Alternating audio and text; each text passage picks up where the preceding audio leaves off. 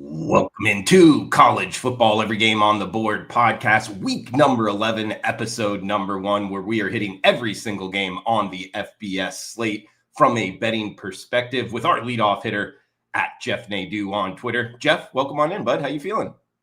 Doing well. Always good to do this with you, Drew. Let's get after it. Let's get after it as we got some midweek action here. Wednesday night, Kent State and Ball State.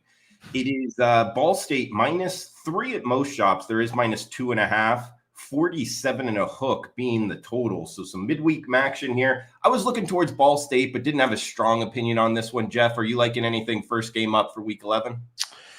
Yeah, I can't say I do. I mean, obviously, I think you're going to get max effort from these two groups. I mean, both of them are, at 3 wins. Really no room for error at this point. You only have 4 games left.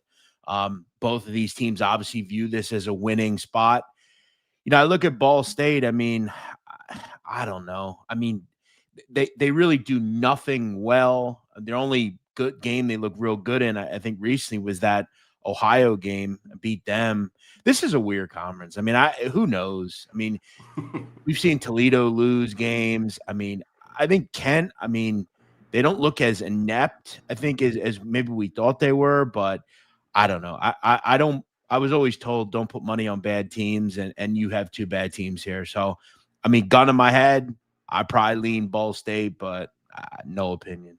Yeah, I'm kind of the same way. I wanted to get there with Ball State. I mean, their quarterback, he's a 5th-year senior. He used to play wide receiver. Now he's the quarterback. So he's a good athlete back there, might make some plays. But again, I think this is a tough one, guys. We got Northern Illinois and Toledo, as both of these games are 7 o'clock Eastern. And we are seeing the Rockets -14 and a hook or -15 at home. Low total here, Jeff, 41 and a hook. It should be getting colder tonight in Middle America. I actually like the dog here. I like Northern Illinois plus the 15. I think they play decent defense. I think they can run the football. How do you feel about this one in the Glass Bowl? Yeah, I felt like if I get above 14, I would have interest in Northern Illinois. I mean, look, I like the under as well. I mean, 2 really good defensive teams. Northern Illinois is one of the worst offenses in America, only averaging about 13.5 points a game. 5 of their 7 games have gone under the total. Toledo, as we know over the years, not exactly a real good favorite either. I think that's kind of the big knock on this group. I mean, it's 4 and 6 over the last 10 as a favorite against the number. Obviously, this is a double-digit, above 2 touchdown favorite. But again, 2 good defenses. I don't think you have a ton of firepower, really.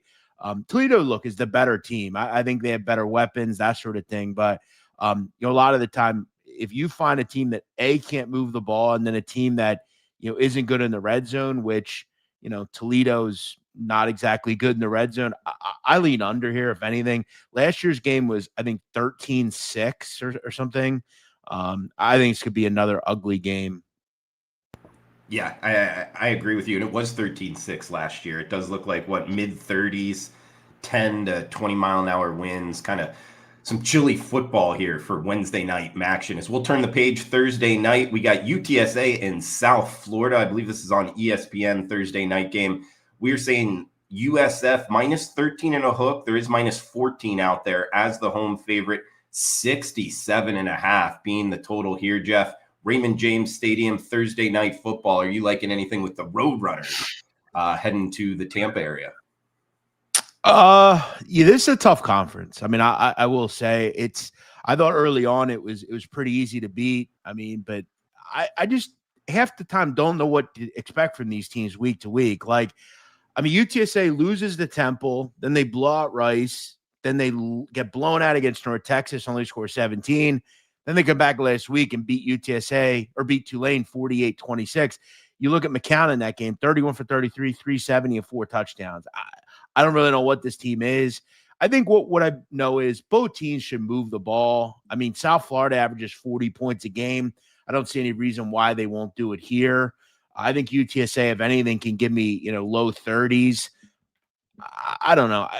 I know it's kind of like, I guess, trendy to bet unders in these types of games, but I mean, you have 2 good teams in the red zone, 2 high-profile offenses with quality quarterbacks, kind of testy defenses. I don't know. I think the show should be closer to 70.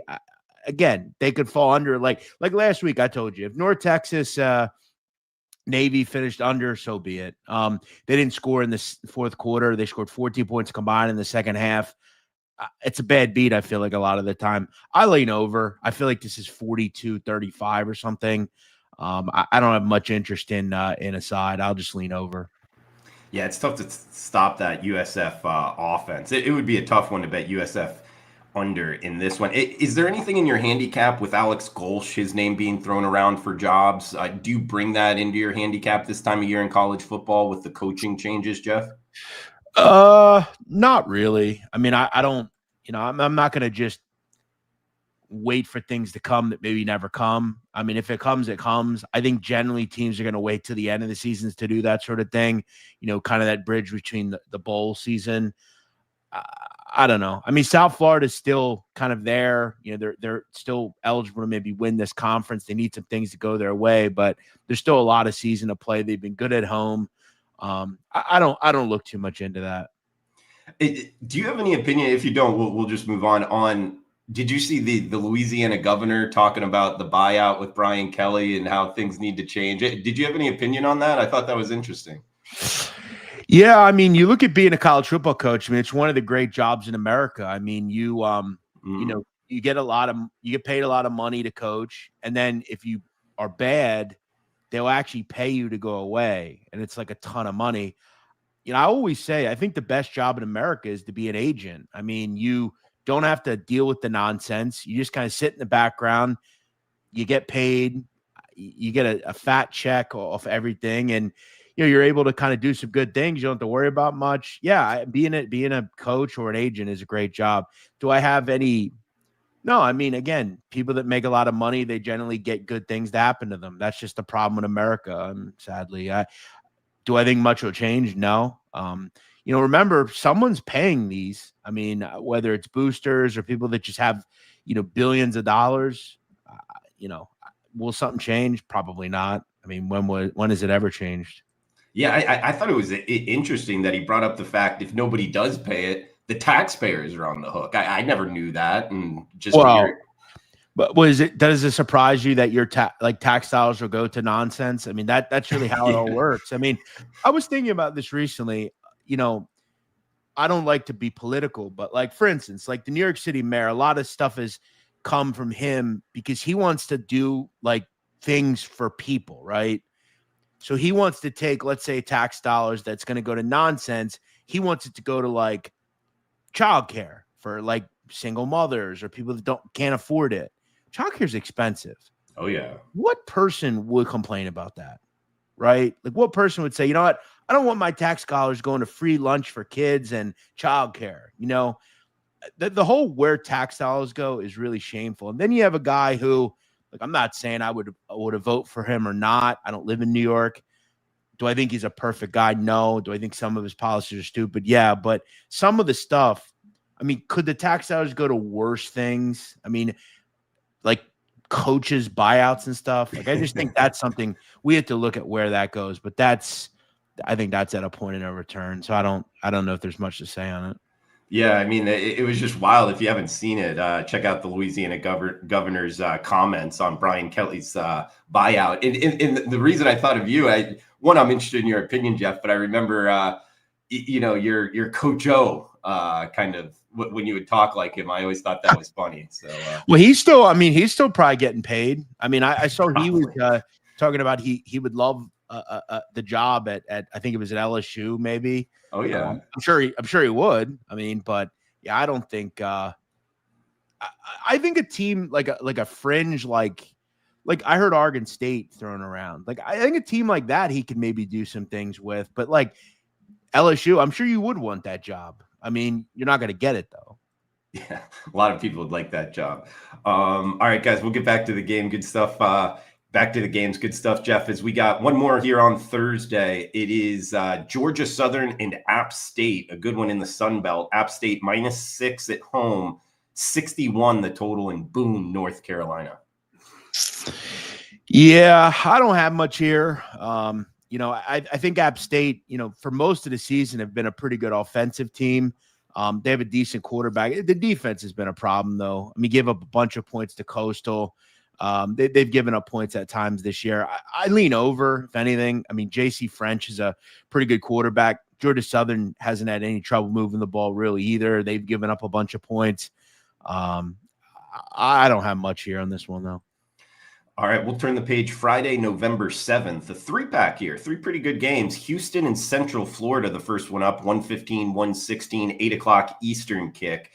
This is a pick 'em or Houston -1 and a hook. It all depends where you're shopping. So a tightly contested game is projected by the odds makers here, Jeff. 47 and a hook being the total. This one in Orlando at UCF, a game I'm debating going to. Don't get to go to many games in person being in this business. But Houston at UCF, if I'm going, I got a bet on it. Which way would you push me here, Jeff? Houston was really rolling, man, until a really bizarre performance against West Virginia. But you look at the difference in the game. I mean, 4 turnovers. You can't win like that. We've heard it time and time again. You can't win like that. The defense wasn't very good either. It was kind of a shock, I think, to some.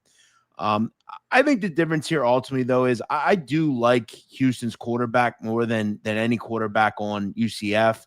I'm just not real high on that quarterback group there. If they beat you, they beat you, but I don't know that they're real talented. I mean, for most of the season, Wagman's been actually very good. Obviously he did have that poor game against West Virginia, threw a couple of interceptions. They had a couple of fumbles as well. He was sacked 3 times. It was just really one of those games, but I would think they'd bounce back here, Houston. I think this number's a little low. I'm surprised to see some money coming in on UCF. I think you just sometimes have to go with the better quarterback, slightly better defense. I think it's Houston here. Don't have much outside of that, though. Lean Cougars. I was thinking that, too. I think they're the stronger team overall. I think it's a difficult handicap. Shout out to Woo Kenny Woo in the house saying Drew Martin in the bounce house on a Friday night. Not a bad combo. Absolutely. I mean, I think it would be a good atmosphere. It's one I have circled to go to. We'll see if it happens, but I currently living about an hour away, so thought I could make it happen. I will say, I mean, for what it's worth, I mean, UCF's been largely very effective on defense this year. Yeah. I think they're a top 25 total defense. They're giving up under 5 yards of play, which, in college football is very good. I wonder, though, is that just a little bit of like who they've played? I will give them credit. I mean, they've held like Kansas in check. They held Cincinnati in check. But we look at last week, faced kind of a really good quarterback, and they got destroyed. So I would go with the better quarterback here, lean Houston. All right, Jeff, we got next one up, Tulane and Memphis. Big one in the AAC. This could have possible CFP playoff implications with Memphis -4 and a hook or -5 is the home favorite. 54, the total in the Liberty Bowl. Yeah, I like Memphis in this game. I think there's one metric that I think is really concerning if you like Tulane here. You look at really kind of them last week. One of the facts is they were dreadful on defense. I mean, they gave up big play after big play. They've really kind of lucked out, I think, at times this year. ECU just couldn't figure out the red zone. I think if ECU could have, they would have beat Tulane. Army, they were kind of right in that game against the Hurricane a little bit. I think they're a team where if a coach is going to leave, it'd be probably John Summerall. I think he's probably a guy, maybe goes to Auburn, something like that. The metric I'm talking about, though, is, and this is such a critical metric. Red zone touchdown percentage.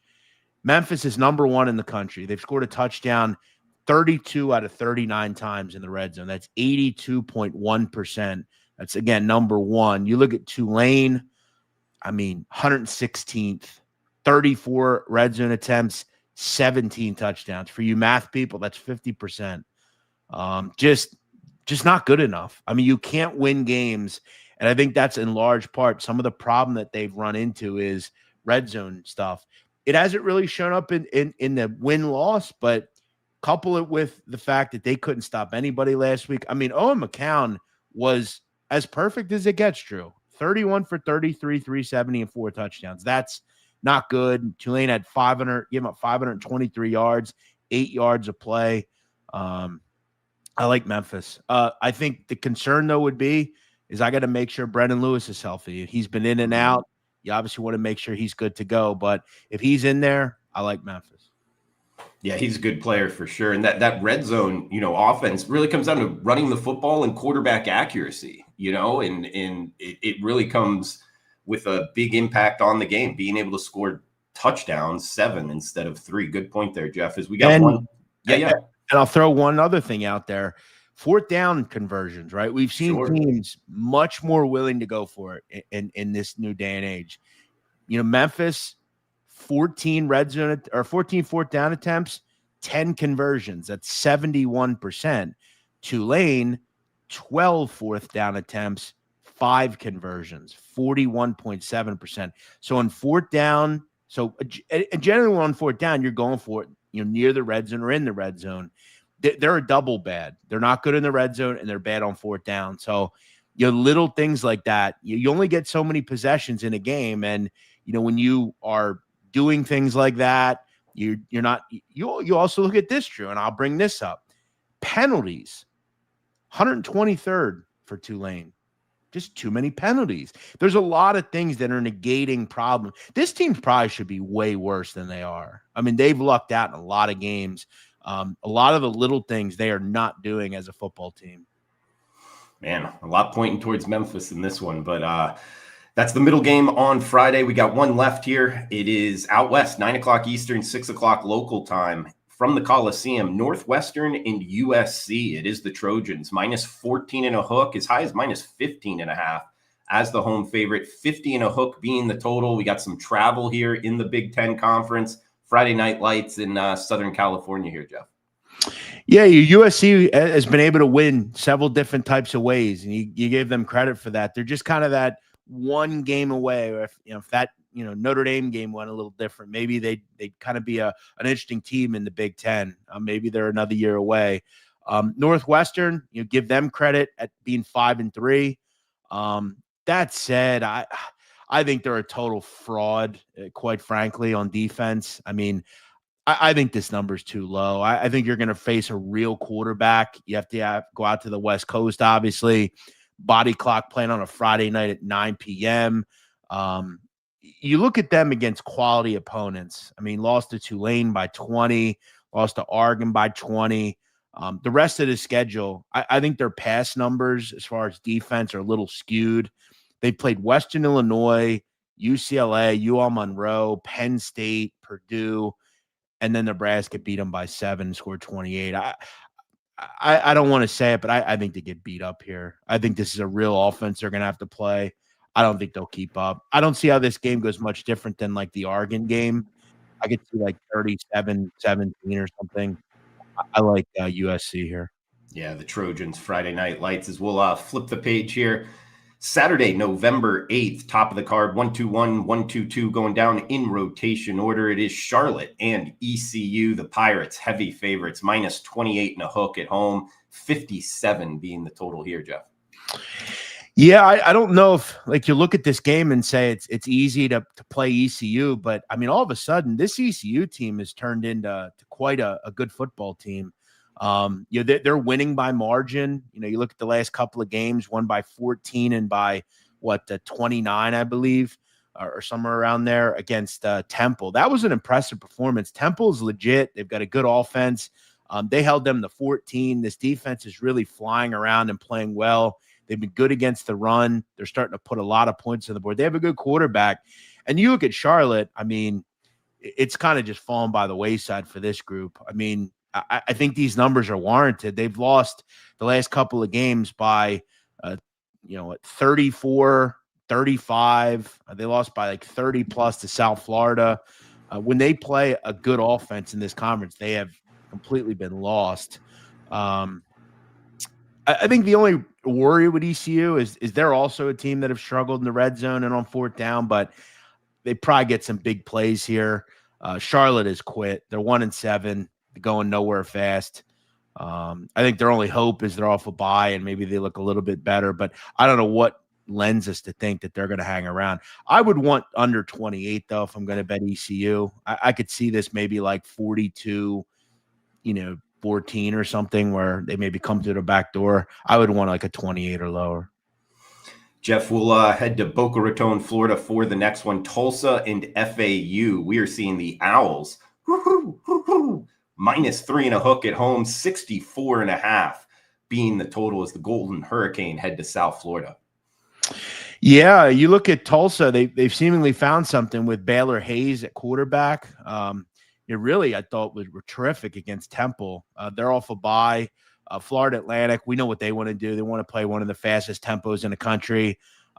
They've gotten kind of destroyed the last couple of games defensively. You look at some of these numbers, gave up 33 to UAB, 48 to South Florida, 42 to Navy, 55 to Memphis, 38 to FIU.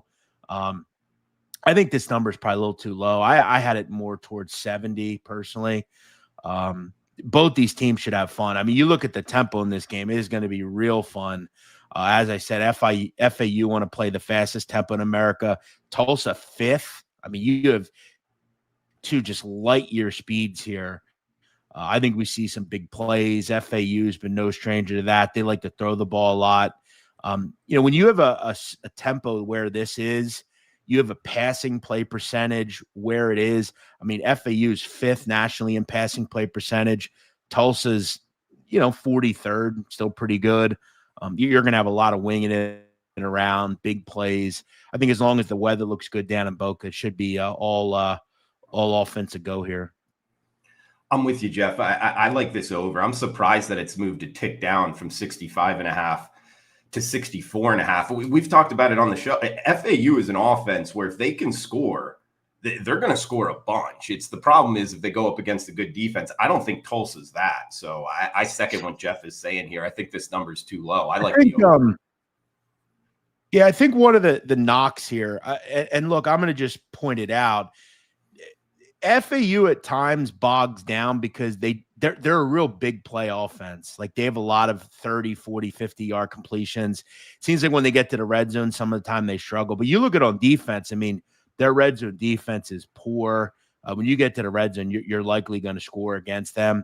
I think Tulsa, look, I have FAU's win total over 4.5. I had plus money on it. I thought it was a good play. I need this game as far as that's concerned. But you look at both teams. I mean, Florida Atlantic, 92 plays of 10 yards or more this year. That's 20th nationally.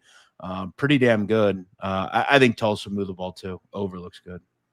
All right, we'll head to the SEC up next. Florida and Kentucky. It is the Gators, -3, pretty much across the board as the road favorite. 43.5 being the total. Kentucky just knocked off Auburn and got Hugh Freeze fired, and now they're hosting the Gators here. You liking anything in Lexington, Florida, and Kentucky? Yeah, under. You look at tempo. I mean, Florida 113th in seconds per play. Kentucky 92nd. Both these teams are playing plodding, slow football. Want to lean on the run. Two pretty solid defenses for what it's worth. Not exactly what we would call elite, but very solid. Kentucky's always a good defensive group. Florida 32nd in scoring defense. Two pretty good defensive lines. Two quarterbacks that aren't real good. Look, I don't think it's going to be Kentucky Auburn, but I don't think it's going to be much better than that. I think this is probably like 1st to 20 wins.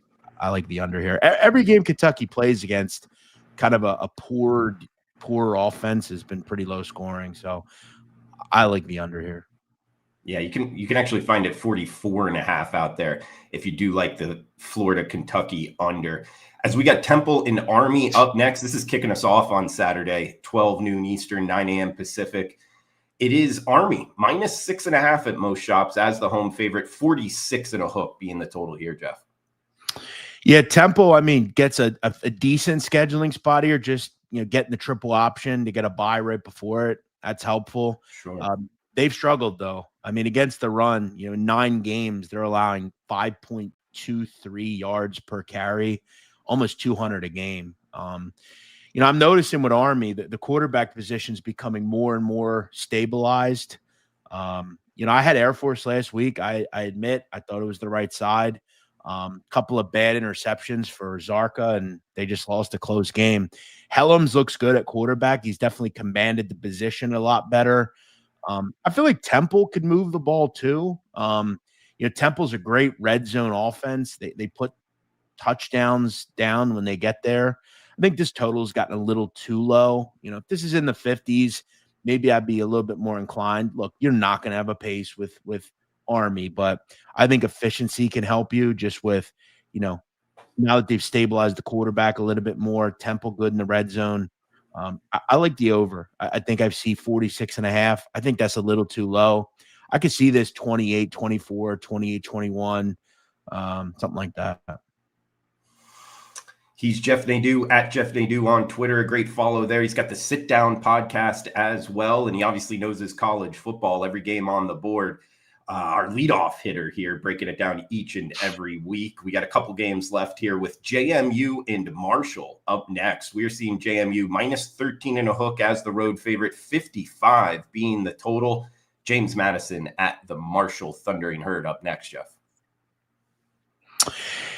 Yeah, you look at the last two games for JMU, 115 points combined. I mean, they have just been destroying teams in this conference. I don't know if you can set totals with this group in the 50s right now. You look at Marshall, 122nd nationally in scoring defense, allowing over 33 points a game. They've not been a group that get many stops. It's just been a long season for that team. You look at on offense, though, they can move the ball. Carlos Del Rio Wilson's a pretty good quarterback. I feel like he could bring up the rear a little bit here. I don't really understand putting totals in the 50s right now with JMU. They are just crushing teams. And Marshall's probably the worst of the three defenses over the last three games. I think JMU continues to want to try to just leave no doubt. I think Marshall could probably get the 20 here. I like the over. I think this is like 47-24 or something. I like the over. All right, we'll head to Conway, South Carolina up next for Georgia State and Coastal Carolina. It is the Chanticleers, minus 7 and a hook across the board as the home favorite, 58 being the total. Panthers, that Chanticleers, 4 o'clock Eastern, Jeff. Yeah, all of a sudden, Coastal's won a couple in a row. They have 3 straight wins. They're up to 4 on the season. Beat up UL Monroe, beat up App State, and then put 44 up last week on that Marshall team who we just talked about. This Collier kid has really stabilized the quarterback position for the Chanticleers. And the defense has done enough. I'm not running to lay points with them, especially over a touchdown. They should get it done here, though. Georgia State, their season is over. They're 1-7, going nowhere fast. Really just playing spoiler at this point. So, yeah, I think Coastal continues the hot hand. You look at the wins, all have come by 8 or more. So you got to feel pretty comfortable here, maybe laying it. I don't hate it. It's not a best bet to me, but I would probably do it at this point. All right, we'll head to the Big 12 Conference up next. It is Colorado and West Virginia. This one kicking us off 12 noon Eastern. We are seeing the Mountaineers minus 6.5 as the home favorite, 55 being the total. Coach Prime in Colorado kind of on a tough stretch here. This is a tough trip, but the ultimate equalizer, West Virginia laying just less than a touchdown here, Jeff. Yeah, I think Dion, he's kind of losing it here. Look, he should have left Colorado last year. He tried to have this dumb blind loyalty, like it mattered. It would have been a good spot. His son obviously moved on. Hunter moved on. A lot of the team moved on. You look at kind of where they are. We can we kind of see now at this point that Deion Sanders isn't a good coach. We kind of seen that. It's easy to do when you have Travis Hunter and whatever, but look at him now that he has to coach. He's been dreadful. They're getting blown out. Now he says he's going to start a freshman this week. That doesn't really bode well. This is a few quarterbacks now that he's tried that haven't worked. West Virginia, I'm not running to bet them either. They've looked pretty good recently, though. Scotty Fox is starting to play pretty well for them. Colorado seems to be going the wrong way. West Virginia has been a little bit more plucky recently.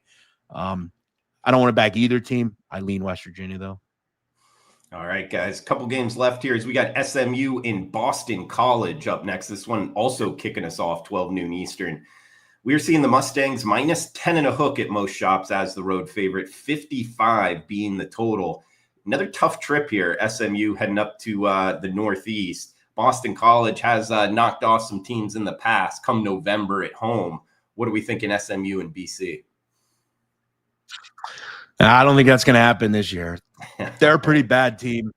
Bill O'Brien, it's been a mess with this group. I don't know, though. I can't really figure out SMU. I mean, they beat Clemson. I had them that game.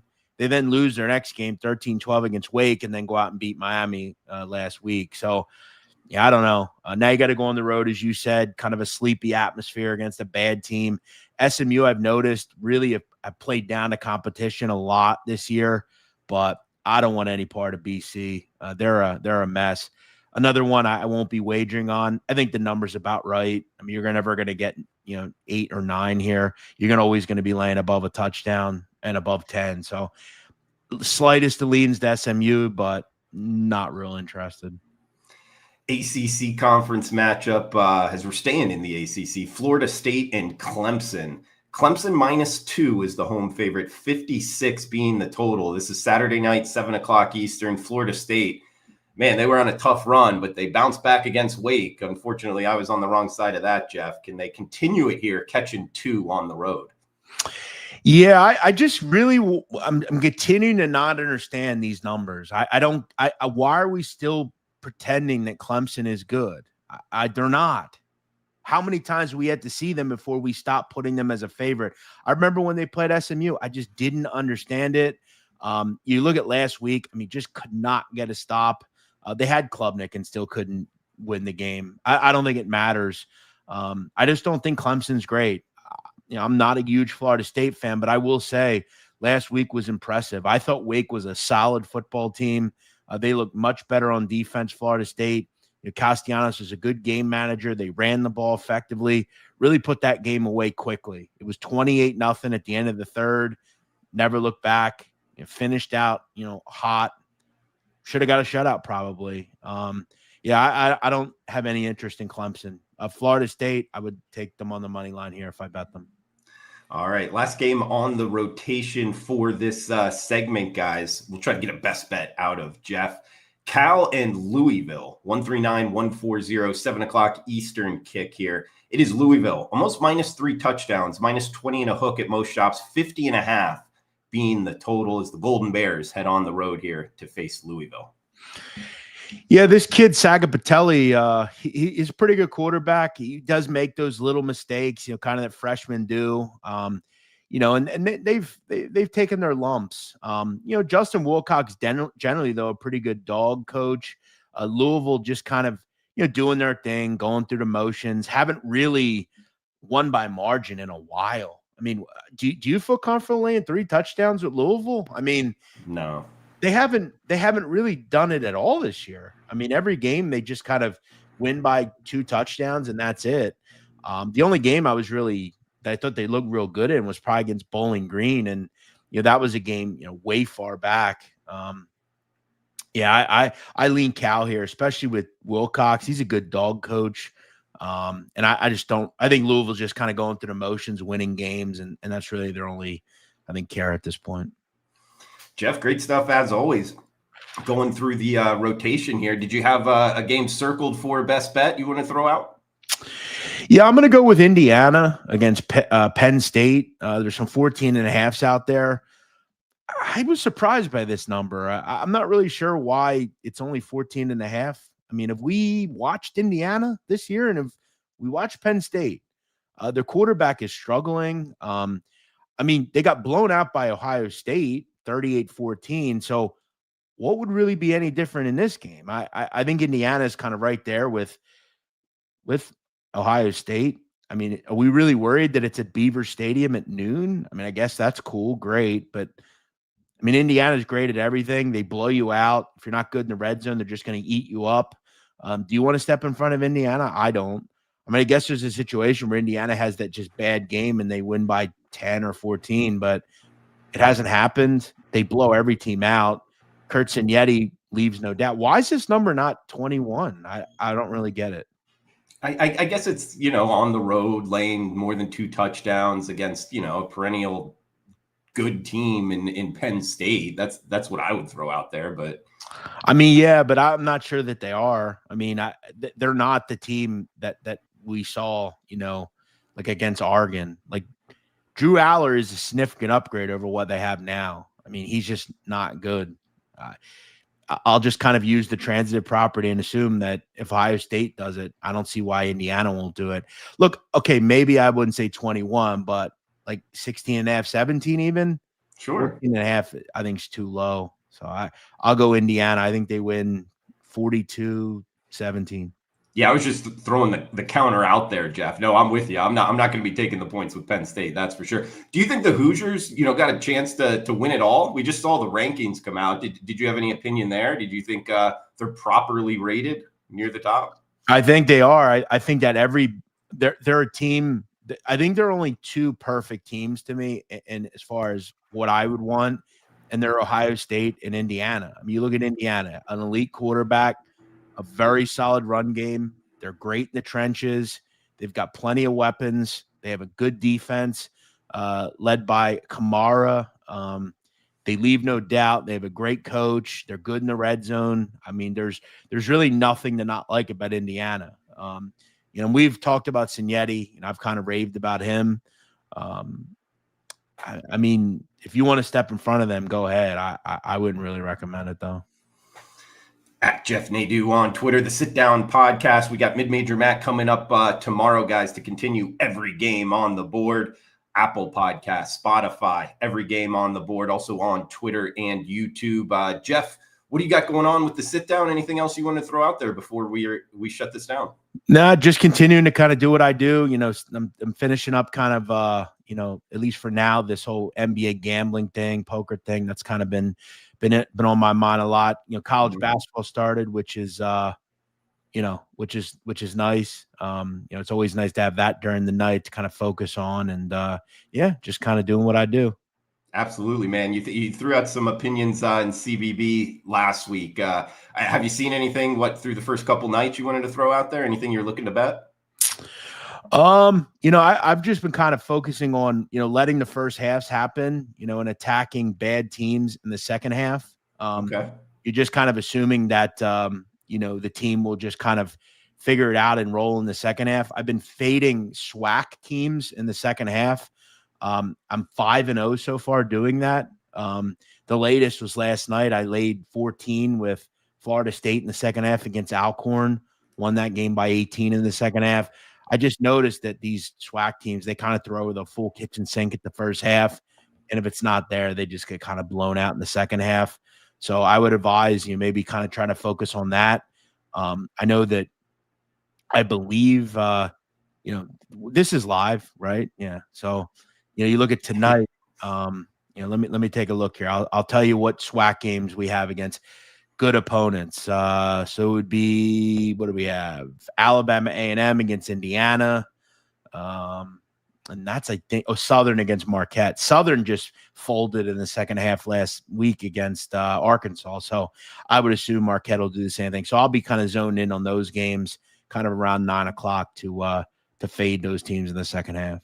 Like it. All right. Fading SWAC teams in the second half, at least in the early season college basketball. Jeff Nadeau, he knows his CBB, obviously knows his college football as well. Give him a follow on Twitter at Jeff Nadeau. Check out his podcast, The Sit Down. And guys, that's going to do it for the first episode, week 11, every game on the board. We'll be back tomorrow, continuing the show. As always, thanks for tuning in. Cash those tickets. Enjoy the rest of your Wednesday.